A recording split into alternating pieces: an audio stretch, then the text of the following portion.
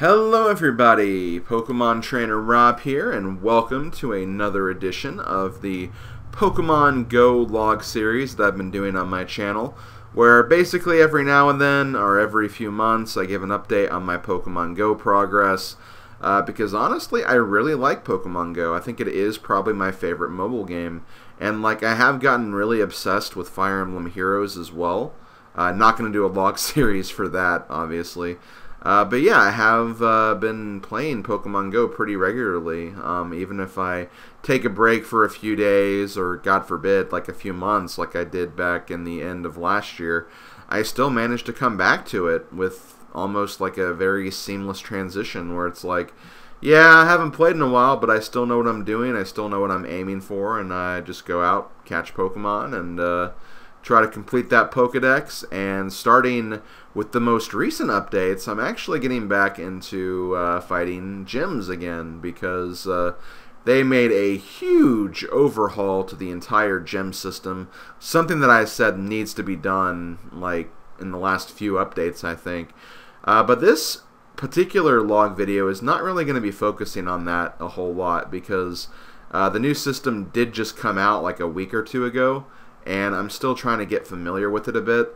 And honestly, I've been wanting to make a log video for a while now, but it seems like whenever I wanted to make a log video, like there was going to be a new event happening in like the next few days, so I was like, oh, I'll just wait till after the event and do one. But then I get occupied with something else, and then I have to wait again for a while. Then I want to make the video again, then another event happens, and it's just like it repeats the process. The main problem I had was the 10th year anniversary clip show as well, that I was doing for my YouTube channel, so that took up a lot of time as well. And now that I actually have some time and that's taken care of, I can finally get back on track and give you guys a proper update about Pokemon Go. But I don't want to have this video take freaking forever to get through as well, because there is a lot of content I can cover. So I think for this particular video, I'm just going to be focusing on basically the newest catches I've gotten from my last log video to now. And then I'll be talking mostly about the events and stuff, because there have been a lot of events in Pokemon Go over the past few months. And then I guess I'll give my first impressions on the new system, but I won't actually get into talking about it pretty hardcore until my next log video, which I promise will be up earlier than just like 3 months like the rest of the videos have been. I feel like I've made that promise every single time, but I shouldn't have anything getting in the way of my next update or next log video, so hopefully I can actually stay on top of that this time. And if not, I'm sure I'll have people reminding me every now and then as well. But yeah, that's pretty much what this video is going to be focusing on. So yeah, just my newest catches, and of course, all of the lovely events that we've been dealing with over the past few months. Okay, it's time we go over all the Pokemon I was capable of obtaining in between the last log video and this log video. Before this video, or during the last one rather, my Pokedex was at 145, and now it's at 184, so I was able to get 39 Pokemon in between the last log video and this log video. So yeah, got a lot of Pokemon to get through, so let's go ahead and get started. The first 3 Pokemon were basically the leftovers of the Water Festival. I hate calling them leftovers, because one of these Pokemon was definitely important for me to get, but still, like, this was basically the 3 Pokemon I got at the very end of the Water Festival before it ended, and I was happy to. I didn't get all the Pokemon I wanted from the Water Festival. I think I missed out on, well, Totodile, obviously, and I would have liked to get more work done on Squirtle, but, you know, those are the breaks. Sometimes you just can't always get what you want. So the last 3 Pokemon I got was, I got enough Chinchou to get a Lantern. I was capable of finding a Quillfish, and I was able to get enough Poliwag, and I also kind of combined this effort with my buddy Pokemon at the time, which was Poliwhirl, to get the final evolution of the Poliwag family, which is Politoed. So yeah, with that, I was capable of finally making a different Pokemon, my buddy Pokemon, and I decided to kind of go through the Pokedex from the very beginning to the very end. So I made Ivysaur, my next buddy Pokemon. And we'll see the results of that later on. But yeah, these are basically the last 3 Pokemon I got from the Water Festival. So the next saga of Pokemon will be what I call the Florida Saga, because every year, me and my family take a trip to Orlando, Florida, and spend a week there, because we have a timeshare resort there that we're a part of, and we've been going there for 20 years of our lives, so it's just become a tradition for us. And I was really excited to go to Florida because I was looking forward to finding a bunch of new Pokemon for Pokemon Go. And while I did get some very special ones and some very important Pokemon added to the list, I was kind of disappointed though, because I didn't really get as many Pokemon as I thought I would. Like, there were definitely some new Pokemon around, but it was honestly like a lot harder to go out and have Pokemon Go sessions because we were at a resort, and we were in a resort that was basically part of a strip of multiple resorts. There were a lot of instances where, like, there'd be a Pokemon that would appear that I needed, but it appeared in a different resort altogether. And if I were to get there, it would have taken a long time to get there. Like, I'd have to leave my resort on foot and then walk over to the next resort, and that could have honestly taken a lot more time to actually get there. It could have disappeared before I got there, and it just made things very, very difficult. So I really wasn't able to get as many Pokemon as I thought. There were also a lot of instances where whenever I was in the car, not driving, I was a passenger, don't worry, where I turned on my game and saw that there was a new Pokemon I needed nearby, but since, you know, driving in Florida, it's hard to get around sometimes, especially during spring break. Yeah, I was unable to get certain Pokemon, so I'll definitely try to touch on those as much as I can, but yeah, unfortunately the trip to Florida didn't pay off as much as I thought it would, but it did pay off to a huge degree. So the first Pokemon I found, and I was really excited to see this because I've never seen one like at all where I live normally, but I was able to find an Aipom. So that was really cool. And I was capable of finding this extremely rare Pokemon, Heracross. Now the thing about Heracross, or so I've been told, is that Heracross and by extension Corsola are more common to be found closer to the equator. So you'd have an easier time finding them in a place like Florida than you would be in Indiana, where I live. In fact, I don't think those Pokemon will even appear like in Indiana. You have to literally be at the equator to actually find them. So because of that, I really wanted to take advantage of this and get both Corsola and Heracross while I was down in Florida. Unfortunately, Heracross was the only one I was able to get. And this is actually interesting. This is a Pokemon that appeared in the next resort over. So I literally decided to walk out of my resort, walk into the next resort, which took about 10 minutes to do. And sure enough, I was able to get there just in time to catch this Heracross. So I definitely consider that a victory for sure. That was definitely a victory for me. So yeah, I was able to get Heracross. Unfortunately, no Corsola, but you know, there's always next year. There's always next year. The next Pokemon I got, the next few Pokemon were actually Pokemon I got via eggs and evolution, but I was able to get a Gligar from a 10-kilometer egg. I hatched a Sunkern, which was basically gave me enough candy to get Sunflora, and I hatched a Voltorb, which was basically allowing me to get Electrode, because I had a lot of Voltorb candy stashed over from past hatches of Voltorb. In fact, I don't think I've ever seen a Voltorb in the wild. I think I've only gotten eggs of Voltorb, which was interesting, but yeah, that's the only way I've gotten Voltorb. But hey, I'm done with that family. I don't have to worry about getting Voltorb or Electrode ever again. The next Pokemon I found, and this was actually kind of cool, usually during our Florida vacations, me and my dad have a tradition where we go to Fantasia Gardens Mini Golf. And while we were waiting for our turn on a particular hole, I turned on Pokemon Go and immediately saw that there was a Dratini nearby. So I'm like, okay, you know what? I'm going to catch this because I've never seen a Dratini. I saw a Dragonair before, but it ran away from me. I'm getting this now, and sure enough I did, and I was really happy about it. So you can see this is kind of like on the side of one of the holes, and that was just really cool. I really liked how a normal Florida tradition staple actually turned into, you know, me actually catching a very rare Pokemon, and my first dragon Pokemon. Let me actually make that clear. This is my first dragon Pokemon that I've received.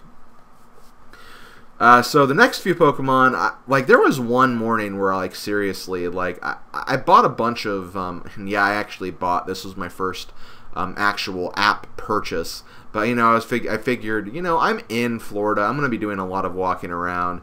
I'm going to buy some damn incubators. So I bought a lot of incubators and basically used them to hatch a lot of eggs. And this one morning, I don't know what it was, but I was getting incredibly lucky with egg hatches. So during this morning, I was capable of hatching a Cleffa, which I had not gotten before. I was able to hatch 2 Pineco, which gave me enough for Forretress, the evolution I needed for Pineco at Forretress. I was able to hatch a Togepi, an Igglybuff, and finally I was able to hatch a Machop, which gave me enough candy to get a Machoke. So essentially that one morning I got 5 new Pokemon just from like hatching a bunch of stuff. So that was really, really cool. I really enjoyed that morning because of that. And this was like the second to last morning of our trip too. So it was like, okay, so, you know, I didn't really get a whole lot while I was down here, but at least this day is definitely making up for it. And then, on the last day, I did hatch another Pokemon, and funnily enough, it was a Dratini, which gave me enough to get Dragonair, so I was finally capable of getting a Dragonair after that missed opportunity I had way back in the day. So that basically ends the Florida saga. Next we're going to move on to basically the back home again saga.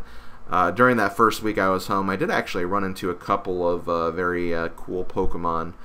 For one, I was able to run into a Skarmory just walking down a random road.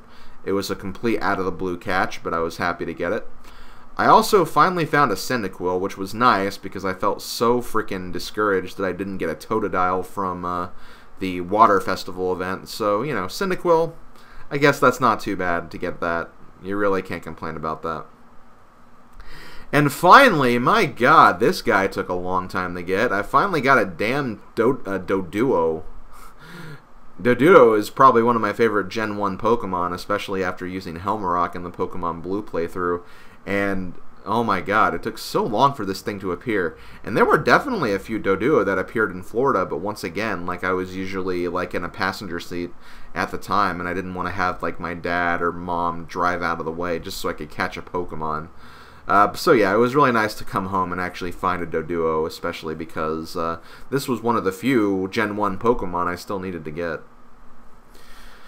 Then, not too long, I think this was during the Easter event, but I was able to find a I was able to hatch anyway. I was able to hatch a Mareep, and because it gave me so much candy from one hatch, because that was the basic nature of the Easter event, it gave me enough candy to actually hatch or evolve that same Mareep into a Flaffy. And I looked at the Mareep stats. I got a pretty good appraisal rating, so I'm like, you know what, I'll go ahead and go for it. So went ahead and added Flaffy to the Pokedex as well.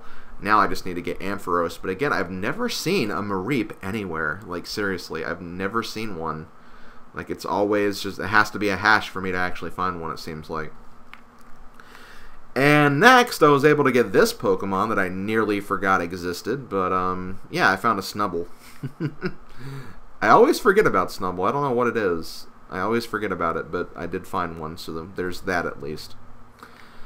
So after a while, my Ivysaur finally got enough candy to finally evolve into a Venusaur. I want to say this was during the grass event. In fact, yeah, I think it was during the grass event. So, yeah, I got enough Bulbasaur to actually, or Bulbasaur candy, and, well, I guess Bulbasaur in general. Plus, with all the walking around I was doing, yeah, that definitely helped as well. So yeah, I was able to finally get enough Ivysaur, or enough Bulbasaur candy to evolve my Ivysaur into Venusaur. Which means I'm now working on Charizard. Still working on Charizard too, so didn't really get to take advantage of that so much during the Fire Festival, but I'll talk about that a little later. So next we have the Adventure Week saga, where the Rock Pokemon event was going on. And my god, this really, really freaking helped. I got so many Pokemon during this one event, and I'm just going to go through them all. First of all, we have Aerodactyl. Aerodactyl was literally the first Pokemon I saw when I heard the event was going on. I'm like, oh, rock Pokemon, that'll be cool. And then sure enough, right on the radar, oh, Aerodactyl. Guess I'm going out to get that. And not too long after that, a Kabuto appeared, and I grabbed that. So I added both of those fossil Pokemon to my Pokedex. And here's one Pokemon that I was waiting for a very long time to appear, much like Doduo. We have a Gen 1 Onix. Never seen one before, never appeared before. During Adventure Week, though, they sure loved appearing. I found frickin' 3 Onix on the first day of the Adventure Week. And didn't take much long after that because, again, you got like double candy, I think, for every catch. So, yeah, using that with all the banana berries or whatever they're called, definitely you can... Or no, yeah, Pinap berries, not banana. Yeah, the banana don't really do much. The Pinap berries are the one that's increase the candy output. So yeah, if you use that with catching Pokemon on Adventure Week, you'd get like a lot of candy for sure. So I was really excited about that. So I'll talk about Steelix in a little bit. But yeah, another Pokemon that was very common during Adventure Week was Slugma. I was able to get enough so I could finally evolve Slugma into Magcargo. Got enough Ammonite candy to evolve my Ammonite into Amistar. I then ran into a Shuckle at some point, and I think that was all the Pokemon. No, not quite. There is also the whole Larvitar thing. I didn't run into a single Larvitar during the event, and I think that's the only rock type I haven't gotten yet, so that is kind of a shame. But, you know, I'm sure I'll run into one eventually, and once I do, that'll basically take care of that, because I'll at least have something from that family I can work on when it comes to using buddy Pokemon and stuff. So yeah, got Shuckle. Then we have some evolutions. First up we have Golem. Got a lot of Geodude during the event, obviously, so getting Golem wasn't too hard. Then there's Kabutops, which I had enough Kabuto candy to actually get Kabutops, but right before I actually got enough, I did run into a Kabutops in the wild, so I went ahead and captured that, which is why you see that as opposed to the status screen. And then, finally, I was able to get the last remaining Onix I needed so I could get a Steelix. So, very, very successful Adventure Week. Let me just say that. But honestly, I think I had a pretty good run for the next event as well. Because next we have the Fire and Ice event, or the Solstice event from June, I think. And there were an increased spawn rate of Fire and Ice type Pokemon, and because of that, I did add a couple of new Pokemon to my Pokedex. First up we have Sneasel. This was when I didn't even know the Fire and Ice event was going on, because they did a terrible job of advertising that. But I did find a Sneasel. And then this is where I start really taking advantage of it. During one of my sessions that week, I was capable of finding a Magmar, which I hadn't gotten yet. I was capable of finding a Houndour, which I hadn't found one yet. And then here are some evolutions. I was capable of getting a Ninetales from evolving Vulpix, and I was then capable of getting a Rapidash, which I evolved from Ponyta. Then I found the very rare Lapras, which I was really, really excited about because I missed my chance to get Lapras during the Water Festival. And here it is. I found it again during the Fire and Ice event, and I was able to finally add it to my collection.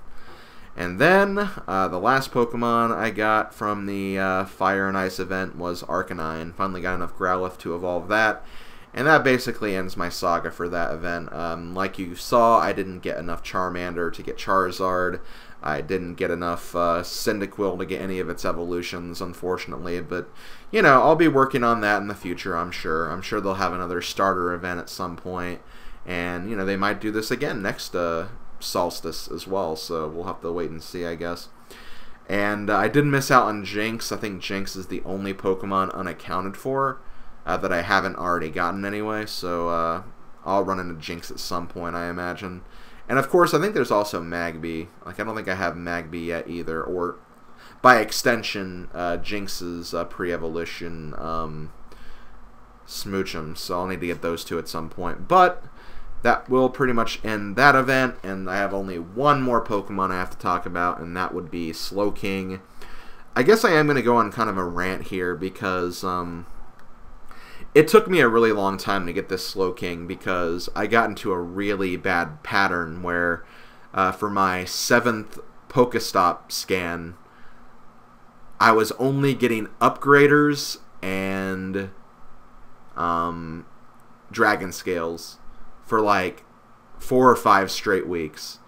And I really needed a King's Rock. I had basically this Slowpoke ready to evolve into Slowking for basically 3 months, because I definitely had, like, around the same time I got Politoed, I had enough candy to also get Slowking, but I chose Politoed because, you know, I like Poliwhirl and I like the Poliwag family more than I like the Slowpoke family. So I'm like, okay, I'll just wait for my next King's Rock, but it took a really, really long time for me to get it. So, yeah, Slowking took a while, but I finally was able to get it, and I think I'm pretty much covered, at least for right now, when it comes to evolution items. I just need to get candy for all the Pokemon. I don't even have a freaking Porygon yet. So that'll definitely take some time. But, yeah, they really need to adjust that, I think. I feel like if there's multiple Pokemon that can evolve with evolution items, maybe those items should be a little more common than stuff like the Upgrader, which you only need for one Pokemon. Same for the Dragon Scale, pretty much, too. But it's weird, like, I was still getting a lot of metal coats, too, so I have Caesar taken care of, and I have a lot of Dragon Scales, so Kingdra is also taken care of. I just need to get enough candy to actually get there first. But yeah, it took me forever to get that last King's Rock, so I'm glad to finally have Slowking, and Slowking is the most recent Pokemon I've gotten, so haven't gotten any new Pokemon since then, unfortunately, but you know, I'm looking forward to the next events. I can really start maybe cleaning up some more and getting some more Pokemon added to the Pokedex, and maybe I can gain some more levels too. I'm at level 27 at the moment, so I was capable of gaining 2 levels during all of this. But, you know, I definitely want to make more progress, so I'm hoping that maybe for the next event, especially if it happens during the summer, I can really, really take advantage of it. So, yeah, that's pretty much going to end this section, and we're going to move on to the next section now. So the main highlight of this particular log session, even though there is the new updated gym mechanics and all that stuff, this update is going to be focusing more on all the events that we went through, because since the last update, if you count the Water Festival alongside of it, since it technically wasn't over, there were 1, 2, 3, 4, 5 events in just the span of 3 months, which honestly I really like, because so far, in my own honest opinion, the events have been the best part of Pokemon Go.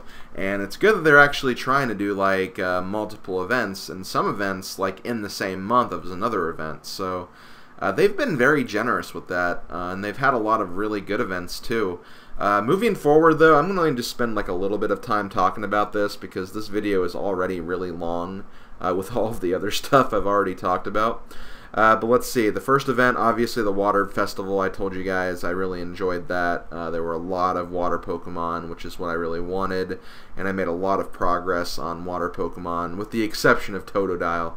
Obviously, I still need that, but still, like, I can't really complain too much, because I got a lot of work done on all the other Pokemon that weren't Totodile, so definitely want more events like that.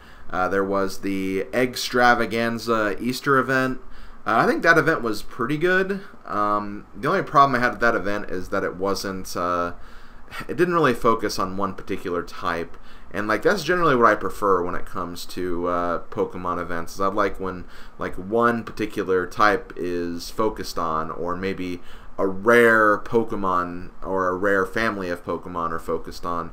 That's the stuff I like, because in my area, like I've pretty much caught all the common Pokemon of the area where I currently live in.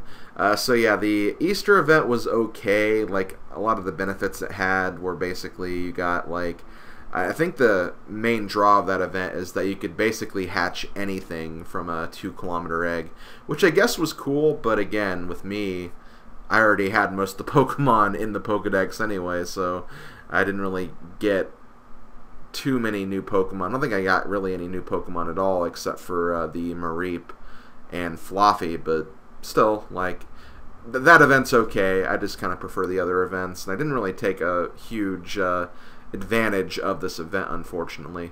I'll definitely try to get on that a little more next time. Maybe I could actually get the better worth of that event next time. The Global Bloom event, which was the grass type event, I think this event was good. The only problem with it, though, was that it only lasted 3 days. Like, it was a weekend event. It wasn't a week-long event, and my time is better spent on Pokemon Go during the weekdays, honestly. So during the weekends, I don't really have a lot of time to play, so I kind of got the raw deal of that event. I think the only good thing that happened to me for this event was I got a few more Chikorita, and I was able to kind of help put my Bulbasaur or my Ivysaur over the edge and get the Venusaur evolution. But aside from that, I didn't really get anything from that. Grass Pokemon are already pretty common, so I had a lot of them taken care of already. Still don't have a Tangela, though, which is kind of unfortunate, but you know, maybe over time I can finally get one. We'll just have to wait and see. So yeah, they should definitely have the events last a week. I don't like when they last only a weekend, because again, my weekends are the days where I have the most trouble actually getting out. That's hard to believe, but like, I don't know, I just kind of like going out on weekdays better, because that's kind of when a majority of stuff is open, and I can kind of use that time wisely, especially since I stream during the weekends as well. So that's just my own personal preference. And then we had the Adventure Week and the Solstice event, which were the two most recent events. This is basically straight up like the Water Festival. It lasts the whole week. You get one Pokemon type that will appear more than all the other ones. It was a good way. I really took advantage of these events and got a lot of Pokemon from these events. I did like the Adventure Week a little more, but that's also because you got like an increased rate of candy with every catch, so that definitely helped. Adventure Week is how I think they should definitely do events. Like, if I had to pick my favorite event so far, honestly, I'd say the Adventure Week. I think I got a lot more from the Water Festival, but Adventure Week was cool because there were so many Pokemon that I had never seen before, and that just really put me over the top with a lot of new catches. And then the Solstice event was also pretty good. My only problem with it was they didn't actually announce it until like it was already halfway over. Like, normally whenever there's an event going on, you get a little notification on your phone that says, oh, hey, this event is going on. And I didn't get that until the event was already half over. In fact, like, I went out a few times, caught some new Pokemon, thought, oh, wow, I got a rare find. No, turns out it was the event going on, but I had no idea there was an event going on. So that was kind of annoying, not going to lie. That was definitely very annoying. I could have honestly made more progress with getting Charizard and Typhlosion, and actually finding a Jinx, which I was unable to do both of those things during that event, which was kind of a shame, not gonna lie. But still though, I did get some Pokemon out of it. Even though I only got to use it for like 2 days, I still did what I could to the best of my ability, and I did get some Pokemon. So overall, yeah, I think the events have been great. Again, I just hope that in the future they, first of all, make them go on for an entire week, and they avoid what they did with the grass event. And also, I guess just give notification beforehand. I know they have like newsletters, I think, but not everybody has those, and like, honestly, it makes no sense why you wouldn't be getting an update on your phone when that kind of stuff happens. Like, I just really don't get it. So yeah, been really good. I still think they're the best part of Pokemon Go, and I think Niantic should keep pushing those out because they've been a lot of fun to go out and get some new Pokemon. So I really, really like that about the game. So yeah, that's pretty much it for the events. I think I've pretty much said my piece on that. So the last thing I'll talk about in this video is, like I said, I wanted to give my first impressions on the new updates to the gym and I guess the raid battle system. Basically, as of right now, I'm definitely in favor of them. I've been saying for a long time they needed to improve the gyms because the gym battles just aren't that fun. And it's actually kind of interesting because they really haven't changed the gym battles that much.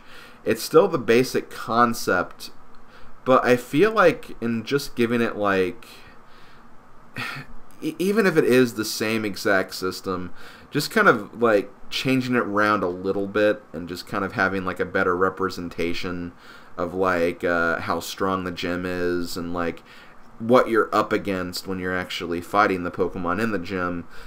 I think it does make it a lot more tolerable, and it feels like the pacing of the gyms is just like a lot faster now too. It's definitely a good thing that Pokemon get weaker as they've been in the gym for a while, because that's the thing. You'll see so many gyms these days that have like 7 or 8 Pokemon in them, and they're really, really high CP, and people just don't want to deal with like throwing their strongest Pokemon at them until they're all weakened, and then you can finally finish them off. It's honestly much better that they kind of get weaker over time so you can actually take over the gym and actually do something with it. And I really like the implementation of gym badges as well, because it kind of gives you a reason to go after like each individual gym. Like right now, there's a gym that's really, really close to me that I honestly feel like going there every day, kind of winning a battle, putting my Pokemon in there for a little bit, kind of increasing my Pokemon stats in that right, and also getting a better version of the badge of that gym. And then once I get like the fully maxed up badge, I can start moving on to like another gym, like the next closest gym. And it kind of gives you just this like feeling of, you know, even though I'm not going to be in control of this gym all the time, the fact that I do have this badge that kind of shows I'm a frequent player of this gym, which I think is really, really cool. And the raid battles are also awesome. I think you definitely, to get the full effect of it, you need like someone to do the raid battles with you, which I haven't actually done that yet. I'm kind of hoping that in the next month or so, and before my next update, I can actually start talking about this more. But yeah, like, raid battles are fun. The fact that you fight a super OP Pokemon and you try to take it down with people or even by yourself. I've actually taken down like 1 or 2 Pokemon, or, well, no, I think just 1 at this point. I tried to take down a second one, but I was just short of being able to finish it off. But the fact that you can like even do these by yourself is honestly really cool. So if you have a really strong team that you're confident in, you can do a raid battle by yourself. But I think you do get the full effect if you're with someone else, for sure. But yeah, I think that's a good way to kind of get Pokemon Go players to work together and actually take down Pokemon together. And what's cool is, like, after you beat a raid Pokemon, you can actually get an opportunity to actually catch it. And even though I haven't gotten any like new Pokemon that I really needed or wanted to catch, just the fact you have that option is really, really nice, because I've seen some Pokemon that I don't have yet at the raid battles, which I think is really cool. It'll allow people to actually start working on Pokemon they may not have yet in their Pokedex. So I really enjoy that. I think that these new updates will be really, really cool moving forward. I think it'll definitely change up the game a lot. And it will actually make gyms kind of relevant again, because the gyms just weren't that fun before. And even though they didn't change that much, they just feel so much different now with just the tweaks they did add. And I'm honestly interested in that aspect of the game again, which I think is great, because it means I'm going to get even more playtime out of this. I'm going to be outside more, and I'm going to be doing this more, which is just great. Like, I love that about this game, is that it will get you out there and wanting to do this if you're invested in it. So yeah, that's basically all I have to say. I'll have more thoughts about the gyms and the raid battles moving forward in my next log video. This was kind of just my first impressions of it because again, I haven't gotten the full force of it just yet. It did just come out like the other week, and it honestly will make more sense once I have some more experience with it and I can actually talk about it to a much larger extent. So yeah, this has been Pokemon Trainer Rob. I want to thank all of you guys for watching and being patient with me for the return of this series. It definitely has been a while since I've done a video for this, but again, like, I've been so freaking busy, and you know, I wanted to talk about this game more so much, but I just never had the opportunity to, but now I do, and I think this is a great way to actually I guess get ready to celebrate the anniversary of Pokemon Go, because this game, I don't know if it has been out for an entire year yet, but it has been out for almost a year. It came out in July, so it's like, you know, this is the anniversary for Pokemon Go, much like how July is my anniversary month on YouTube as well, so that's kind of cool that we kind of share that, I guess. But yeah, I'm going to go ahead and leave it at that. I'm going to talk to you guys next time. I'm going to keep on trying to catch Pokemon. I'm going to try to set a goal for myself and see if I can actually make it to 200 in my Pokedex before the next update. It'll be hard. I'll need another event for that, but it could happen. It really, really could happen. So yeah, this has been Pokemon Trainer Rob. I will catch you guys on the flip side. Keep on catching Pokemon, and I'll see you guys later. Later, folks.